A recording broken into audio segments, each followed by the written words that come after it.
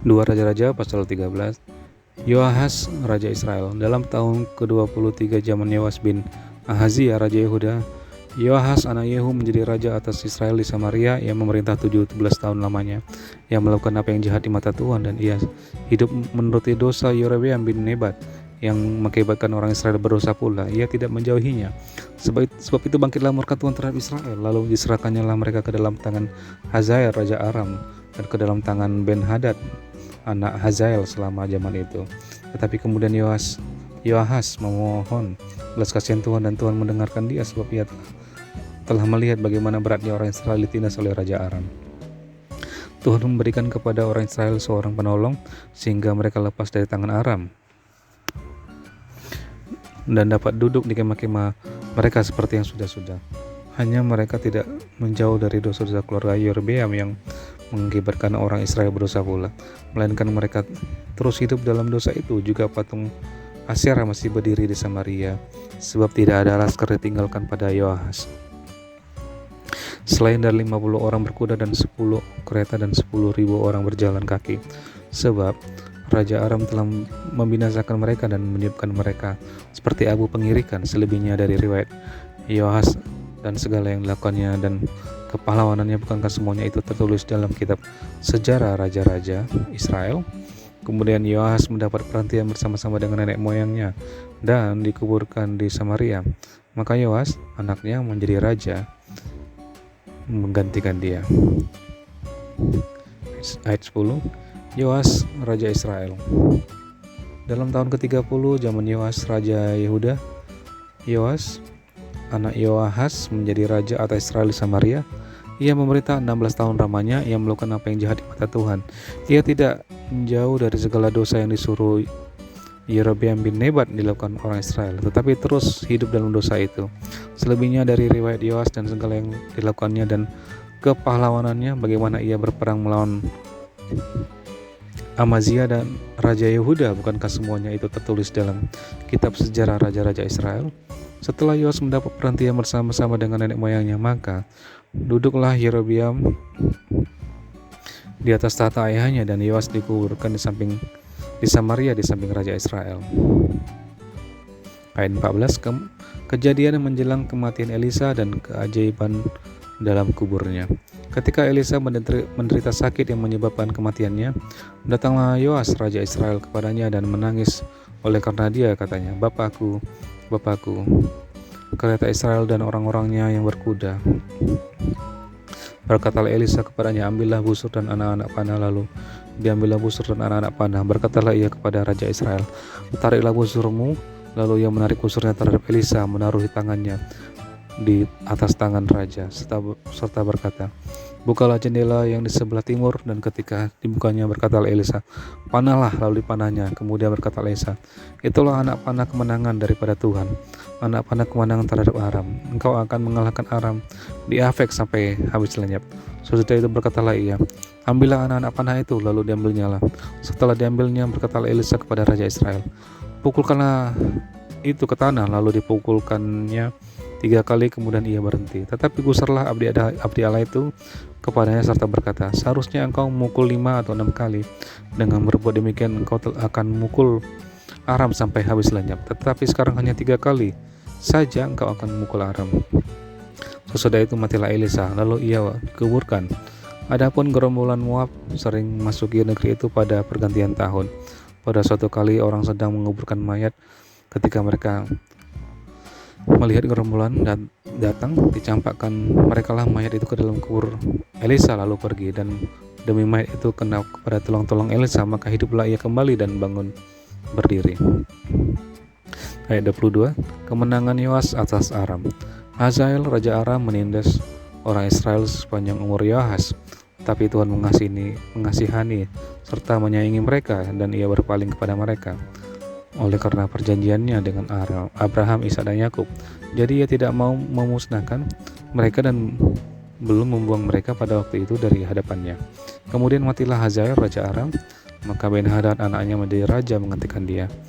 Yoas bin Yoahas berebut kembali dari tangan Ben-Hadad bin Hazael kota-kota yang dalam peperangan direbut Ben-Hadad dari tangan Yoahas ayah Yoas. 3 kali Yoas mengalahkan dia dan mendapat kembali kota-kota Israel. 2 Raja pasal 14. Amazia, Raja Yehuda. Dalam tahun kedua Yoas bin Yoahas, Raja Israel, Amazia, anak Yoas, Raja Yehuda menjadi raja. Ia berumur 25 tahun pada waktu ia menjadi raja dan 29 tahun lamanya ia memerintah di Yerusalem. Nama ibunya ialah Yoadan dari Yerusalem. Ia melakukan apa yang benar di mata Tuhan, hanya bukan seperti Daud, bapa leluhurnya. Ia berbuat tepat seperti yang diperbuat Yoas ayahnya. Namun demikian, bukit-bukit pengorbanan tidaklah dijauhkan. Bangsa itu masih mempersembahkan dan membakar korban-korban di bukit-bukit itu. Segera sudah kuasa kerajaan itu kokoh di tangannya. Dibunuhnya lah pegawai-pegawainya yang telah membunuh raja, yaitu ayahnya. Tetapi anak-anak para pembunuh itu tidak dihukum mati olehnya, seperti yang tertulis dalam kitab Taurat Musa, di mana Tuhan telah memberi perintah, janganlah ayah dihukum mati karena anaknya. Janganlah juga anak dihukum mati karena ayahnya, melainkan setiap orang harus dihukum mati karena dosanya sendiri. Ia mengalahkan Edom di lembah Asin, 10.000 orang banyaknya, dan merebut Sela dalam peperangan itu. Lalu dinamainya lah kota itu Yokteel. Begitulah sampai hari ini. Pada waktu itu Amazia menyuruh utusan kepada Yoahas bin Yehu, Raja Israel, mengatakan, mari kita mengadu tenaga. Tetapi Yoahas Raja Israel menyuruh orang kepada Amazia Raja Yehuda, mengatakan, rumput duri yang di gunung Libanon mengirim pesan kepada pohon aras yang di gunung Libanon. Bunyinya, berikanlah anakmu perempuan kepada anakku laki-laki menjadi istrinya. Tetapi binatang-binatang hutan yang ada di gunung Libanon itu berjalan lewat dari sana, lalu menginjak rumput duri itu. Memang engkau telah mengalahkan Edom, sebab itu engkau menjadi tinggi hati. Cukuplah bagimu mendapat kehormatan itu dan tinggallah di rumahmu. Untuk apa engkau menantang malapetaka sehingga engkau jatuh dan Yehuda bersama-sama engkau? Tetapi Amazia tidak mau mendengarkan, sebab itu majulah Yoas, Raja Israel, lalu mengadu tenagalah mereka, ia dan Amazia, Raja Yehuda, di Bet-Semes yang termasuk wilayah Yehuda. Yehuda terpukul kalah oleh Israel sehingga masing-masing lari ke kemahnya. Yoas, Raja Israel, menangkap Amazia, Raja Yehuda, anak Yoas bin Ahazia, di Bet-Semes. Lalu Yoas masuk ke Yerusalem dan membongkar tembok Yerusalem dari pintu gerbang Efraim sampai ke pintu gerbang sudut, 400 hasta panjangnya. Sudah itu ia mengambil segala emas dan perak dan segala perkakas yang terdapat dalam rumah Tuhan dan dalam perbendaharaan istana raja. Juga orang-orang sandera. Kemudian pulanglah ia ke Samaria. Selebihnya dari riwayat Yoas, apa yang dilakukannya adalah kepahlawanannya dan bagaimana ia berperang melawan Amazia, Raja Yehuda. Bukankah semuanya itu tertulis dalam kitab sejarah Raja-Raja Israel? Kemudian Yoas mendapat perhentian bersama-sama dengan nenek moyangnya, dan ia dikuburkan di Samaria di samping raja-raja Israel. Maka Yerobeam anaknya menjadi raja menggantikan dia. Amazia bin Yoas, Raja Yehuda, masih hidup 15 tahun lamanya sesudah matinya Yoas bin Yoahas, Raja Israel. Selebihnya dari riwayat Amazia, bukankah semuanya itu tertulis dalam kitab sejarah raja-raja Yehuda? Di Yerusalem orang mengadakan kesepakatan melawan dia. Sebab itu lahirlah ia ke Lakis. Tetapi mereka menyuruh mengejar dia ke Lakis, lalu dibunuhlah dia di sana. Diangkutlah dia dengan kuda lalu dikuburkan di Yerusalem di samping nenek moyangnya di kota Daud. Segenap bangsa Yehuda mengambil Azaria yang masih berumur 16 tahun dan mengangkat dia menjadi raja menggantikan ayahnya Amazia. Ia memperkuat Elat dan mengembalikannya kepada Yehuda. Sudah raja mendapat perhentian bersama-sama dengan nenek moyangnya.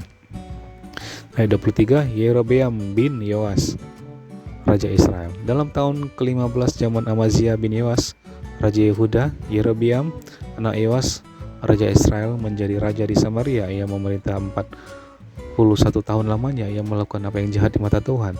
Ia tidak menjauh dari segala dosa Yerobeam bin Nebat yang mengakibatkan orang Israel berdosa pula. Ia mengembalikan daerah Israel dari jalan masuk ke Hamat sampai ke Laut Araba sesuai dengan firman Tuhan Allah Israel yang telah diucapkannya dengan perantaran hambanya Nabi Yunus bin Amitai dari Gad Hefer. Sebab Tuhan telah melihat betapa pahitnya kesengsaraan orang Israel itu, sudah habis lenyap baik yang tinggi maupun yang rendah kedudukannya, dan tidak ada penolong bagi orang Israel.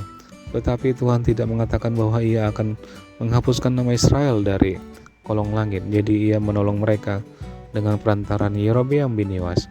Selebihnya dari riwayat Yerobeam dan segala yang dilakukannya dan kepahlawanannya, bagaimana ia berperang dan bagaimana ia mengembalikan Damsyik dan Yamat Yehuda ke dalam Israel. Bukankah semuanya itu tertulis dalam kitab sejarah raja-raja Israel? Kemudian Yerobeam mendapat perhentian bersama-sama dengan nenek moyangnya, raja-raja Israel. Maka Zakaria anaknya menjadi raja menggantikan dia.